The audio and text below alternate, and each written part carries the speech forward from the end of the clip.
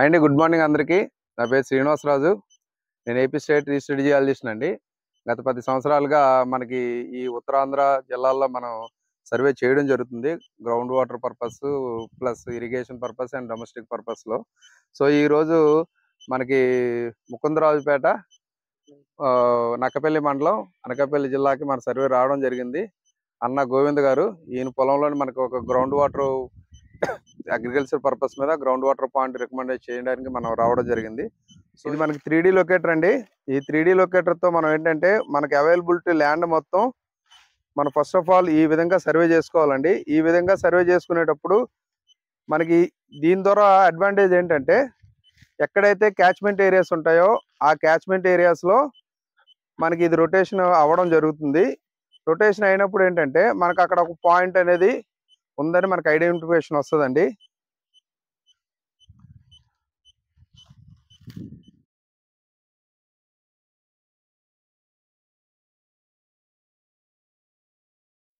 So చూడండి, so ఈ area మొత్తం మనం చూసుకున్నాము. బట్ ఇక్కడే మనకు రొటేషన్ అవుతుంది.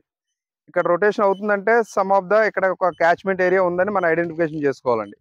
సో చూడండి, ఇక ఆ పాయింట్ వెళ్ళే కొలది మనకి ఇది రొటేషన్ అవడం ఆగిపోయింది. సో ఆ పాయింట్కి వెళ్దాం ప్రజెంట్.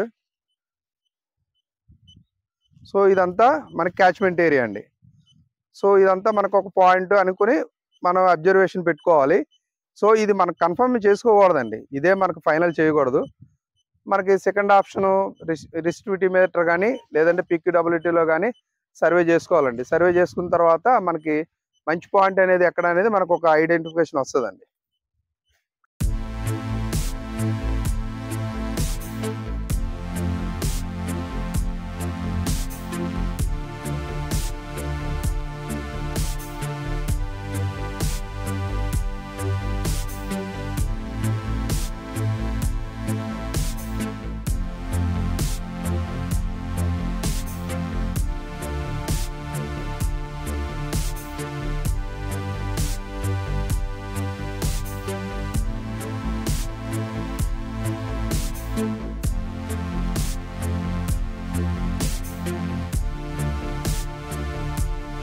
ఓకే అండి, ఇక్కడ మన గ్రౌండ్ వాటర్ సర్వే కంప్లీట్ అయిపోయింది. ఫస్ట్ ఆఫ్ ఆల్ మనకి 3D లొకేటర్తో ఏంటంటే మొత్తం అంతా ఈ సైట్ మొత్తం మనకి స్కాన్ చేసుకున్నామండి. అంటే మనకి దీని ద్వారా క్యాచ్మెంట్ ఏరియాస్ ఎక్కడ అనేది ఏంటి అనేది మనకు వస్తుంది. దాన్ని బట్టి మనకి రిస్టివిటీ డేటా తీసుకున్నాము. సో మనకి అక్కడో పాయింట్ ఇచ్చాము, ఇక్కడో పాయింట్ ఇచ్చాము. సో ఈ డేటా మనం ఇంకా మళ్ళీ ఇంటర్ప్రిటేషన్ చేసి బెటర్ పాయింట్ అనేది మనకు వాళ్ళకి ఇవ్వడానికి మనకు అవకాశం దొరుకుతుందండి. అన్న మనకి ఒకటో పాయింట్ అది, ఫస్ట్ పాయింట్ అది, రెండో పాయింట్ ఇది. మనకి 2 పాయింట్లలో మనకి బెస్ట్ పాయింట్ అయితే ఇదే మనకు వస్తుంది. సో ఇది డెప్త్ ఎంత వస్తుందా, కేసింగ్ ఎంత కొట్టాలి, వాటర్ ఎంత వస్తుంది అనేది నేను ఇంటర్ప్రిటేషన్ చేసి మీకు రిపోర్ట్ ఇస్తాను.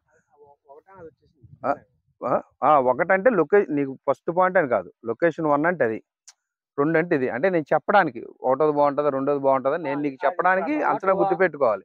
అంటే ఒకటి ఇచ్చానని చెప్పి బాగా వస్తుందని కాదు, అర్థమైందా? సో ఈ రెండిట్లో బెస్ట్ పాయింట్ ఇది మనకి. సో ఇది మనకి ఎంత వస్తుంది ఏంటో నేను ఇస్తాను, దాన్ని బట్టి మీరు ఫాలో అవుతుంది. ఇంకో విషయం ఏంటంటే మాకు డ్రిల్లింగ్ టైంలో మీరు టచ్లో ఉండండి. ఎందుకంటే డ్రిల్లింగ్ టైంలో ఇలాంటి ఏరియాలో ఏంటంటే కొన్ని ప్రికాషన్స్ పాటించుకుంటూ మనం డ్రిల్లింగ్ చేసుకుంటే మంచిగా వాటర్లు వచ్చే అవకాశాలు ఉంటాయి. ఓకేనా? రైట్.